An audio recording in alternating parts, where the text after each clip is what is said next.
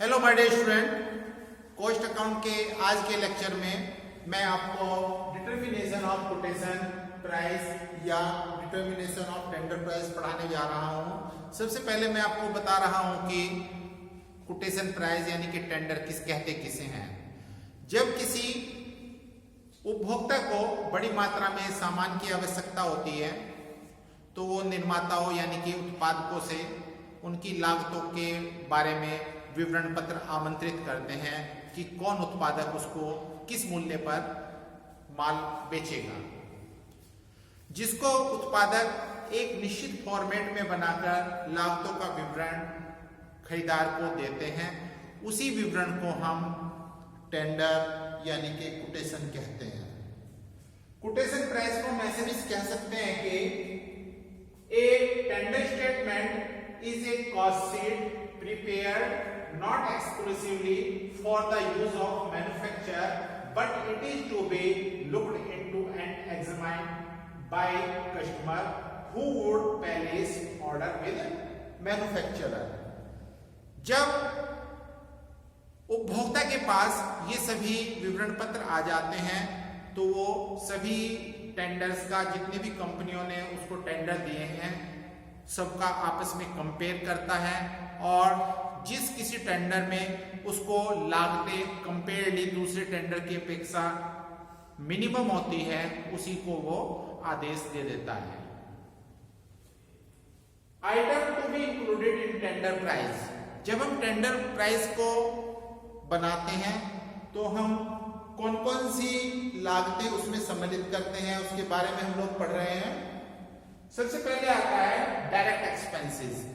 ऐसे एक्सपेंसेस जो कि प्रत्यक्ष रूप से माल को बनाने में प्रयोग किए जाते हैं, उन समस्त खर्चों को हम डायरेक्ट एक्सपेंसेस कहते हैं। जैसे डायरेक्ट मटेरियल कंज्यूम, माल बनाने में जितना माल प्रयोग किया गया है, डायरेक्ट लेबर और डायरेक्ट एक्सपेंसेस।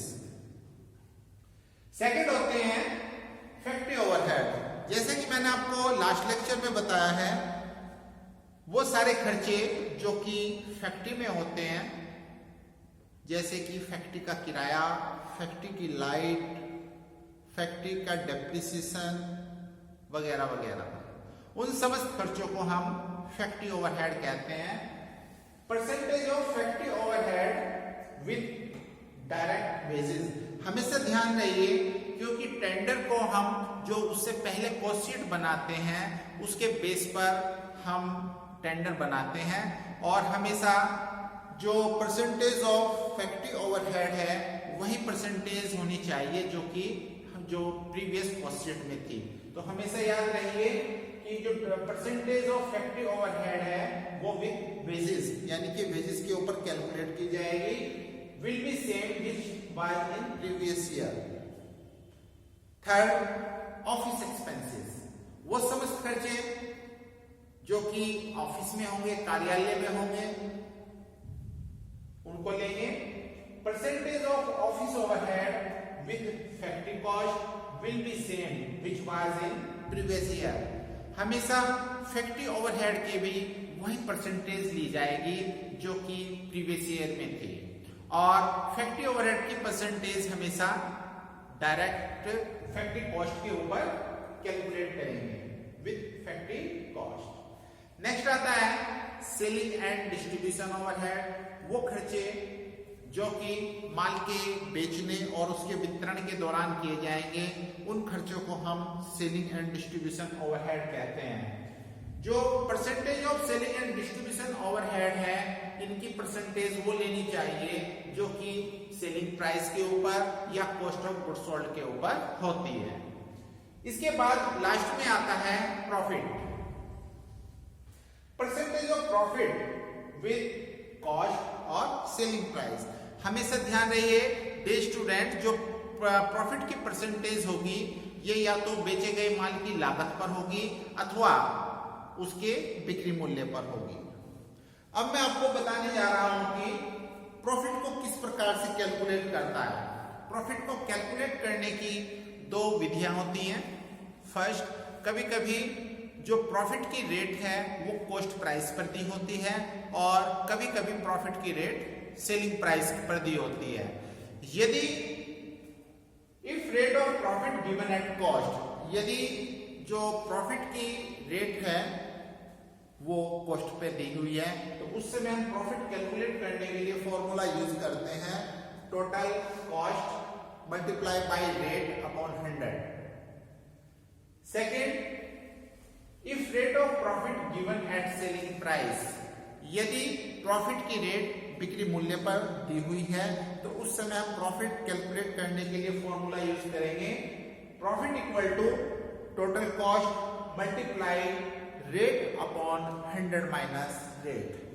डियर स्टूडेंट, आज का जो मेरा लेक्चर है वो मुख्यतः आपको टेंडर प्राइस बनाना है, किस प्रकार से टेंडर प्राइस हम कैलकुलेट करते हैं वो मैं सिखा रहा हूं आपको।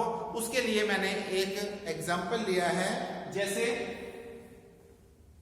The following figure related to the costing of a manufacturer of electric fan on uniform size and quality for the period of 3 month. पिछले 3 महीनों में एक मैन्युफैक्चरर पंखे बना रहे हैं और जिनका लागत विवरण इस प्रकार से है। First, completed stock on 1 January 2020 nil. Second, completed stock on 31 March 2020 20,250 rupees and stock of raw material 1 January 2020 5,000, stock of raw material 31 March 2020 3,500 and factory wages is 75,000, indirect charges 32,500, sales 1,12,500 and total output is 3,000 fan. Prepare quotation price for 750 fan. Realize the same percentage of profit as was realized during the 3 months referred same. Dear student, question में जो manufacture का total output है वो 3000 units दिया है और उनके base पर वो हमारे से 750 फैंस के लिए कोटेशन प्राइस कैलकुलेट करा रहे हैं। और क्वेश्चन में ये भी बताया है कि जो सभी फैन आगे बनाए जा रहे हैं वो पिछले वाले क्वालिटी और साइज में सेम होंगे और मैन्युफैक्चरर सेम वही प्रॉफिट लेना चाहता है जो कि उसने 3000 फैन पर लिया है। तो इसके लिए सबसे पहले हम लोग कॉस्ट बनाएंगे पुराने आउटपुट के लिए जो कि उसने 3000 फैन के लिए दिया है। सबसे पहले हम इसमें लेते हैं opening stock of raw material,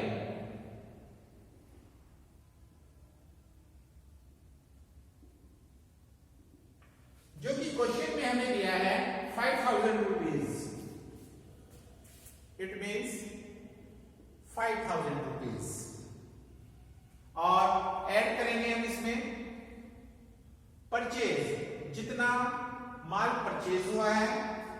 question में परचेज दिए 32,500। Now total is 37,500। अब इसमें से हम लोग जो ओपनिंग स्टॉक का जो क्लोजिंग मटेरियल है रॉ मटेरियल का, उसको लेस करेंगे, less closing stock of raw material.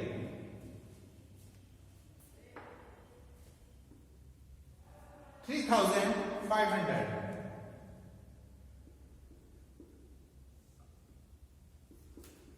ये जो बैलेंस आएगा इसको हम रॉ मटेरियल कंज्यूम कहेंगे।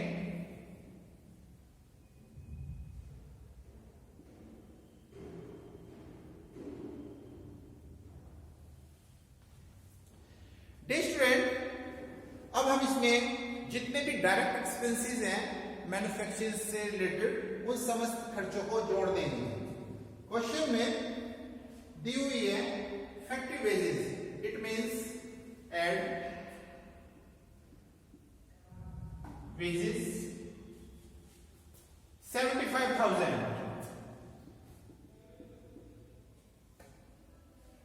Now these are prime cost, इसको हम प्राइम कॉस्ट कहेंगे। इसके बाद अकॉर्डिंग टू फॉर्मेट हम इसमें वो सारे खर्चे जोड़ेंगे जो कि फैक्ट्री से रिलेटेड है, जिनको हम फैक्ट्री ओवरहेड कहते हैं, जिसमें हम लोग इनडायरेक्ट चार्ज को सम्मिलित करते हैं। एड फैक्ट्री ओवरहेड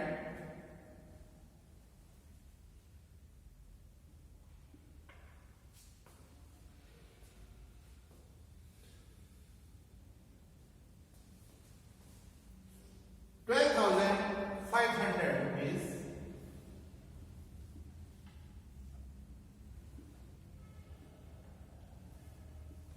इसको कहेंगे हम factory cost.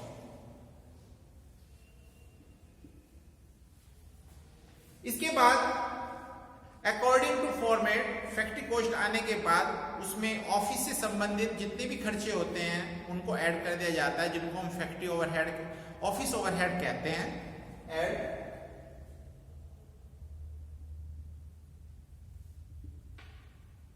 Office overhead. Question में ऑफिस से रिलेटेड कोई भी ओवरहेड नहीं दिया है, इस कंडीशन में हम यहां पर नील मान लेंगे। इसको कहेंगे हम कॉस्ट ऑफ प्रोडक्शन।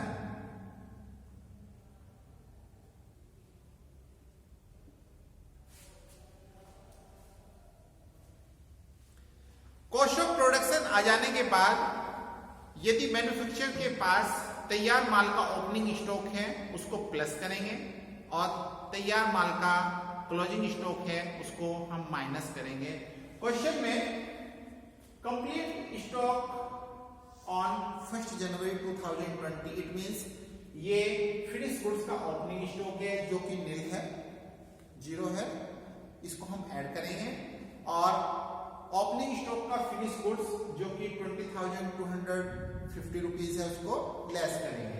तो हम यहाँ पे डायरेक्ट लेस कर देते हैं closing stock of finished goods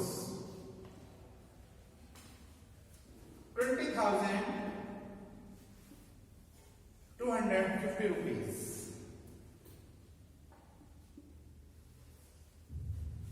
इसको कहेंगे हम cost of goods sold.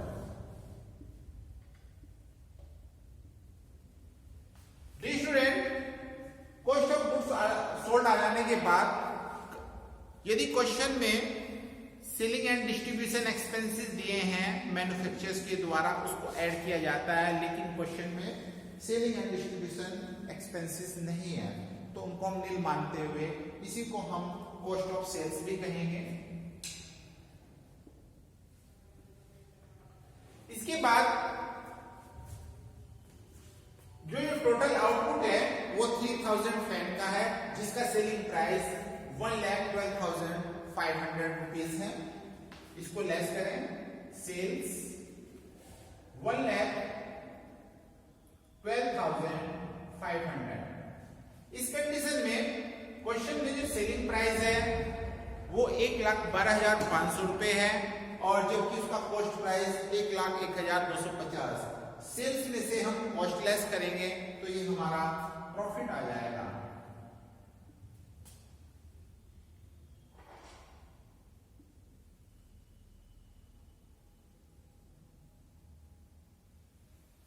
₹11,250 rupees. Dear students, यहां तक ये हमारी कॉस्ट शीट रेडी हो जाती है। इसके बाद हम लोग कॉस्ट पर यूनिट निकालेंगे। इसमें हम लोग क्या करते हैं, कॉस्ट पर यूनिट निकालते हुए ये टोटल आउटपुट है आउटपुट से टोटल कॉस्ट को डिवाइड करते चले जाएंगे। जैसे हम क्वेश्चन में देख रहे हैं, रॉ मटेरियल कंज्यूम हुआ 34,000 रुपीज का और आउटपुट कितना हुआ 3,000 फैन का। तो 3,000 से हम 34 को डिवाइड कर देंगे तो ये हमारा कॉस्ट पर यूनिट हुआ 11 रुपीज 33 पैसे। इसके बाद ठीक ऐसे ही वेजेस को 75,000 को हम डिवाइड करेंगे 3,000 से। It means 25 rupees per fan labour हो जाती है। इसके बाद हम इनको ऐड करते हैं।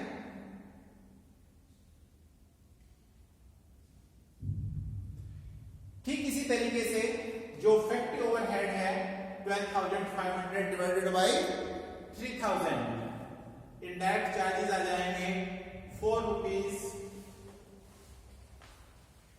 नाउ इनका टोटल करें। इसके बाद स्टूडेंट आप देख रहे हैं कि ऑफिस ओवरहेड नील है,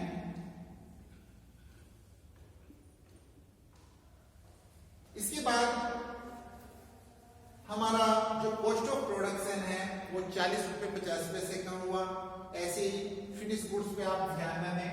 अब हम डिवाइड करेंगे कॉस्ट ऑफ गुड्स सोल्ड निकालने के लिए 1,01,250 को डिवाइड करेंगे 3,000 से। तो अब आप यहाँ पे देख रहे हैं जो हमारा जो टोटल कॉस्ट आ रही है कॉस्ट ऑफ प्रोडक्शन वो 40 रुपए 50 पैसे तक की आ रही है। इसके बाद हम इसके बेस पर कोटेशन प्राइस बना रहे हैं। तो सबसे पहले हम देखने चाह रहे हैं कि रेट ऑफ प्रॉफिट क्या है। टोटल प्रॉफिट है 11,250 रुपीज और हमारा जो सेलिंग प्राइस है वो है 1,12,500 मल्टीप्लाई बाई 100। तो यहां पर आप देख रहे हैं कि जो प्रॉफिट की परसेंटेज निकाल रहे हैं वो हम सेल्स के ऊपर निकाल रहे हैं। यहां पे लिखेंगे rate of profit at sales 10%। यानी कि जब कोटेशन प्राइस बनाया जाएगा तो उसमें प्रॉफिट की जो रेट है वो 10% होगी। इसके बाद हम लोग बनाते हैं कोटेशन प्राइस फॉर 750 फैन। उसको भी आप इसी फॉर्म में बनाएंगे।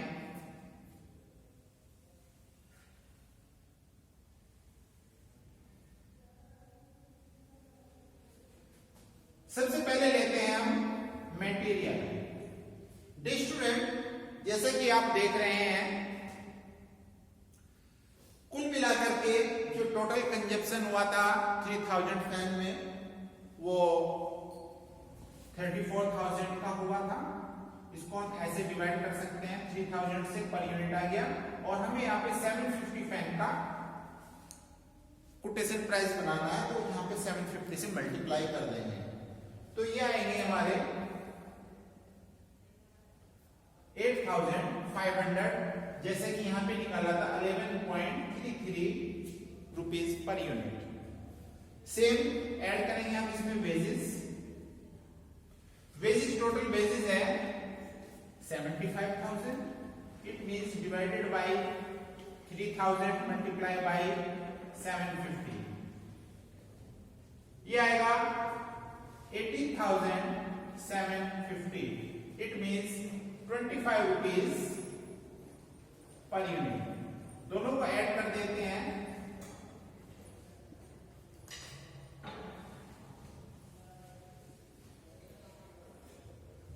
Prime cost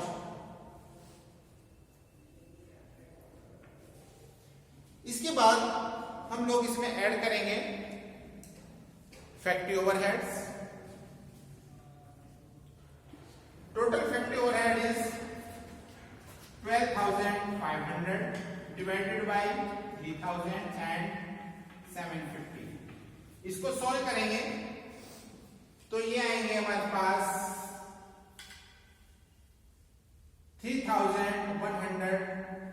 25 rupees, it means 4.17 rupees per unit. Now इनका टोटल कर दें 4.50 rupees और प्लस करेंगे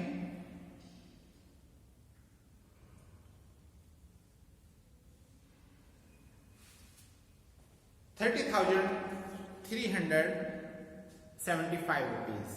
डे स्टूडेंट, इसको हम क्योंकि क्वेश्चन में ऑफिस ओवरहेड मिलता इसलिए यहाँ पे ऑफिस ओवरहेड ऐड नहीं किया गया, इसमें डायरेक्टली हम ऐड करेंगे अब प्रॉफिट।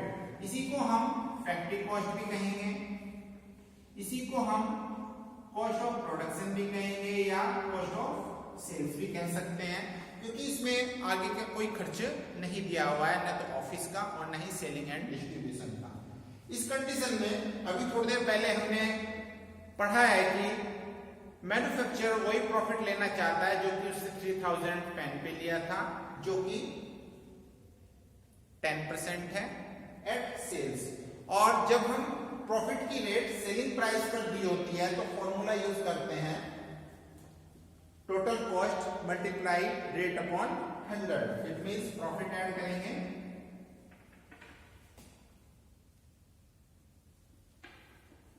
10/90, यह आएगा 3,375 रुपीज। टोटल कर देंगे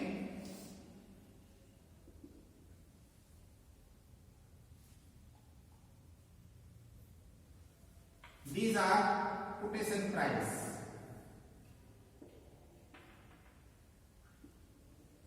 इसी को हम टेंडर प्राइस भी कहते हैं।